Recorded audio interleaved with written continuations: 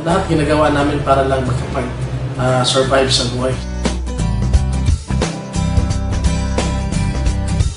Kasi ang hirap talaga ng buhay namin. Kasi nag-asawa kami, wala kaming matinong trabaho. And then, kahit pambili ng gatas, nanghihingi pa kami or nanghihiram ng magulang. Kaya nakakahiya. Noong 2007, sabi ng parents ko na kung ayaw mong maghanap ng trabaho, ayaw mong abroad kasi graduate ako ng nautical, tsaka aircraft maintenance din. Pero ayaw ko kasi sa abroad kasi ayaw ko yung malayo sa pamilya. Tinuloy ko yung pag-iikot siya kahit labag sa kalooban ko. Pero noong 2008, yung pinsan ko, nagsishare sa akin ng AIM Global. Napaka-negative ko naman sa networking. Dati maraming kumpanya nag-invite sa akin, pero hindi ako naniwala sa mga networking kasi hindi ko pa yan naintindihan. Kaya sabi ko sa pinsan ko na hindi ako sasama yan.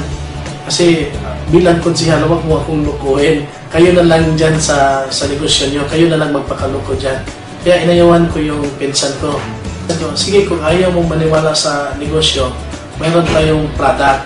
Alam ko mayroon kang arthritis and then mayroon ding UTI at dyspnea yung asawa mo.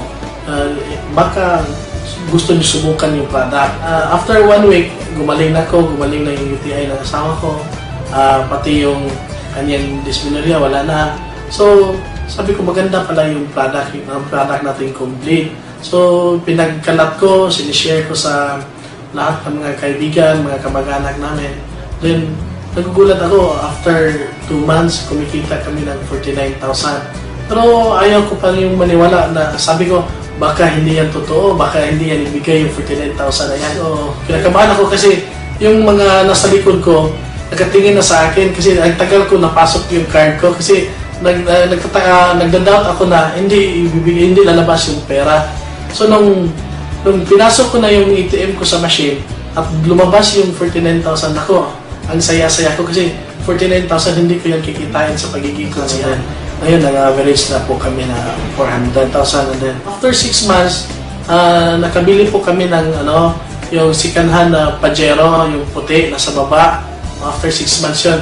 Lalo na yun, baliw na baliw ako nun. Nakadrive na ako ng sariling sasakyan.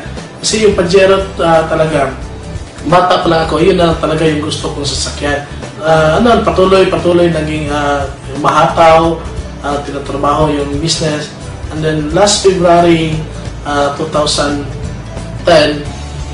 yun na, pumili na po kami ng brand new na nasasakyan, yung Strada sa baba.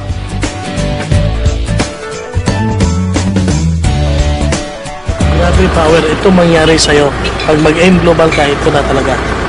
And then sinabay namin, pinatayo namin itong building. Kasi dati itong building na to, dito kami nakatira. Pero lumang bahay to. Pag mulan, tumutulo yung bubong, yung mga semento sa bubong, nahuhulog. From last February, pinagiba namin lahat to. Binago lahat. Ginawa namin building. Kasi sabi ko, pag dating ng araw, yung lahat ng hindi naniniwala namin sa AIM Global, sila na mismo yung tatawag sa amin, magpaturo sa amin. Kaya ito, nagawa itong bahay, yung second floor, ginawa namin office. Nakuha namin yung promo sa Singapore. Gabi, napakasaya.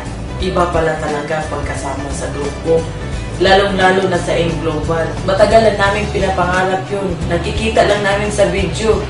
Nung nakasali na kami, grabe kakaiba. Parang nandun ka na sa heaven nung pumunta kami sa Singapore. Kala ko puro tarsier lang makikita ko. Dahil sa AIM Global, nandito kami sa Sentosa. Dito talaga natupad ang mga pangarap namin nang dahil sa AIM Global. Yan, sobra-sobra yung binigay ng Diyos nang dahil sa AIM Global. Pero sabi ko na nga, hindi pa ito yung katapusan. Nag-uumpisa pa lang ito kasi gusto ko ang dami pang taong matulungan. Kung hindi ka titigil, hindi ka mag-quit dito. Ang gagawin mo lang tama yung negosyo. Dalawa lang pwedeng mangyari mo. Kung hindi ka magiging milyonaryo dito, so pwede kang maging bilyonaryo dito. Yun lang ang pwedeng mangyari mo dito. AIM Global, Bonhot, Bohol!